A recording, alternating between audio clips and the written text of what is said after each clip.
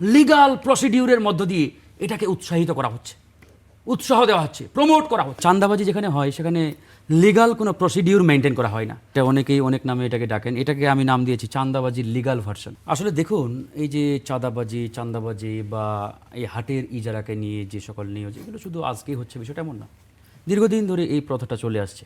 এজন্য আমি এই যে ইজারাকে কেন্দ্র করে যে নিউজগুলো আসছে, এটা অনেকেই অনেক নামে এটাকে ডাকেন। এটাকে আমি নাম দিয়েছি চাঁদাবাজির লিগাল ভার্সন। চাঁদাবাজি যেখানে হয় সেখানে লিগাল কোনো প্রসিডিউর মেনটেন করা হয় না। ধরেন আপনার মাসেল পাওয়ার আছে, ম্যান পাওয়ার আছে, আপনার পলিটিক্যাল পাওয়ার আছে, আপনি ধরেন যে একটা গাড়ি থামিয়ে চাঁদা আদায় করলেন, রাস্তাঘাটে, ব্রিজে, কালভার্টে, যেখানে খুশি সেখানে চাঁদা আদায় করলেন, মানে লিগাল কোনো প্রসিডিউর মেনটেন করা হয় না। আর এই যে জায়গাটাতে গরুর কুরবানির হাট বা বাজার, এগুলোতে একটা প্রসিডিউর মেনটেন করে চাঁদাবাজিটা তারা করে। কি প্রসিডিউর মেনটেন করে? ওই যে আমার ভাই মুশারফ সাহেব বললেন যে ইজিপি মানে অনলাইন প্রসিডিউরের মধ্যে দিয়ে এখন কিন্তু টেন্ডার ড্রপ করা হয়, যেটা আগে সরাসরি বাক্সে ফেলা হতো। এখন বাক্সে ফেলার আর কোনো সুযোগ নাই, যেহেতু ওই বাক্সে ফেলাকে কেন্দ্র করে ইতিপূর্বে মারামারি, হানাহানি, কাটাকাটি অনেক হয়েছে। এই জন্য সরকার একটা অনলাইন সিস্টেম এখানে ডেভেলপ করেছে যে অনলাইনের মাধ্যমে তোমরা থ্রো করো। তাহলে প্রবলেমটা কোথায়? প্রবলেমটা কিন্তু আরেক জায়গায়।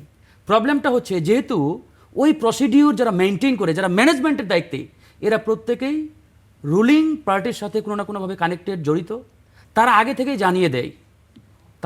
জানিয়ে দেয় যে অমুক টেন্ডারের রেট হচ্ছে এটা, তার মানে তুমি ওই রেট থেকে সামান্য কিছু বাড়িয়ে টেন্ডারটা ড্রপ করো।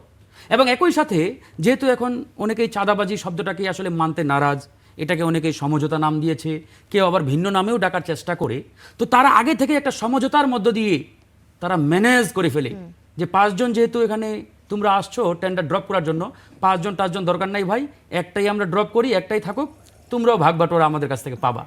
মানে সমঝোতার ভিত্তিতে টেন্ডার। যেমন আপনি দেখেন ঢাকা শহরের মধ্যে সবচেয়ে বড় গরুর হাটটা কিন্তু বসে টঙ্গীতে, গাজীপুরের টঙ্গী। এই টঙ্গী বাজারের টেন্ডার এবার ড্রপ করেছে একজন মাত্র ব্যক্তি, মানে একটা টেন্ডার মতো ড্রপ হয়েছে। এবং কে করেছে?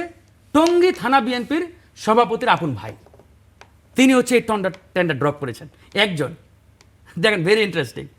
যেখানে একটা বাজারে একাধিক টেন্ডার ড্রপ হওয়ার কথা, মানে একদিক দিয়ে সরকার হিউজ অ্যামাউন্ট অফ রাজস্ব আদায় থেকে তারা কিন্তু এখানে বঞ্চিত হচ্ছে, আরেক দিক দিয়ে এই যে চাঁদাবাজিটাকে লিগাল প্রসিডিউরের মধ্য দিয়ে এটাকে উৎসাহিত করা হচ্ছে, উৎসাহ দেওয়া হচ্ছে, প্রমোট করা হচ্ছে। এখান থেকে ফিরে আসতে হবে।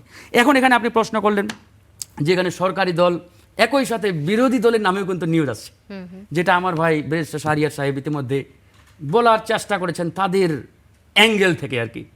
তো যাই হোক, এটা যেই করুক, সরকারি দল, বিরোধী দল, তাদেরকে এখান থেকে ফিরে আসতে হবে।